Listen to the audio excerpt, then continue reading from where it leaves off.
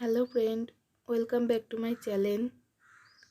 আজকে আরও একটা নতুন রেসিপি নিয়ে চলে এসেছি।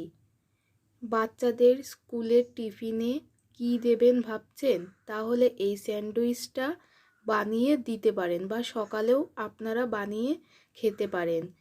এই স্যান্ডউইচটা বানানোর জন্য এখানে 4 পিস ব্রেড নিয়েছি।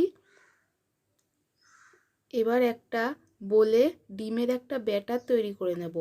তার জন্য দুটো বড় সাইজের ডিম দিচ্ছি।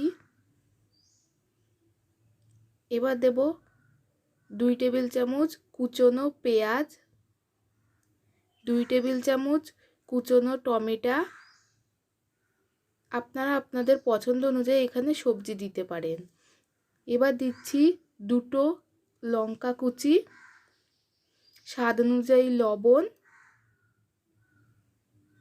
হাফ টিস্পুন জিরে গুঁড়ো, হাফ টিস্পুন ধনে গুঁড়ো, হাফ টিস্পুন গরম মশলা গুঁড়ো, হাফ টিস্পুন লাল লঙ্কার গুঁড়ো, আর খুবই সামান্য পরিমাণে দিচ্ছি গোলমরিচের পাউডার।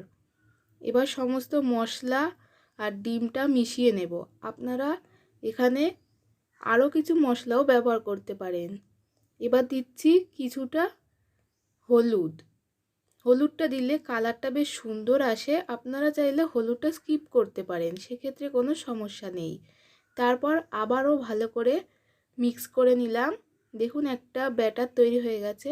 এবার গ্যাসের চুলায় একটা ফ্রাই প্যান বসিয়ে দিয়েছি। এবার কিছুটা তেল দিয়ে দিলাম। তেলটা ফ্রাই প্যানের চারিদিকে ছড়িয়ে নেব। এবার ডিমের ব্যাটারের থেকে অর্ধেকটা ব্যাটার দিয়ে দিলাম। তারপর 30 সেকেন্ড মতো লো ফ্লেমে একটুটা ভেজে নিয়েছি।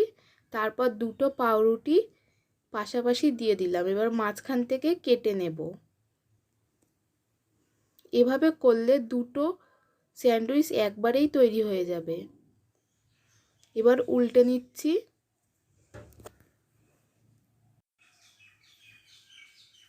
এবার অপর পিঠটাও ভালো করে ভেজে নেব। দেখুন ভাজা হয়ে গেছে। এবার তুলে নিচ্ছি। এভাবে বাকি দুটোও তৈরি করে নেব। দেখুন দুটো পাউরুটি এখানে নিয়ে নিয়েছি। এবার যেই দিকটা ডিম আছে সেই দিকটাই কিছুটা টমেটো কেচাপ দিয়ে দিলাম। আপনারা চাইলে এখানে মিয়োনিজ, বাটার আপনাদের পছন্দ অনুযায়ী যে কোনো জিনিস দিয়ে দিতে পারেন বা স্যালাডও ব্যবহার করতে পারেন। এভাবে একটা পাউরুটি ওপর আর একটা পাউরুটি দিয়ে নিলাম। এবার মাঝখান দিয়ে কেটে নিলাম। তারপর টমেটো কেচাপের সাথে সার্ভ করুন বা বাচ্চাদের স্কুলে টিফিনে দিয়ে দিতে পারেন। যদি ভালো লেগে থাকে তাহলে ভিডিওটিতে একটি লাইক দিবেন আর চ্যানেলটি সাবস্ক্রাইব করে দিয়ে পাশে থাকা বেল আইকন বাটনটি প্রেস করে দেবেন। আর ভিডিওটি কেমন লাগলো কমেন্টে জানাবেন।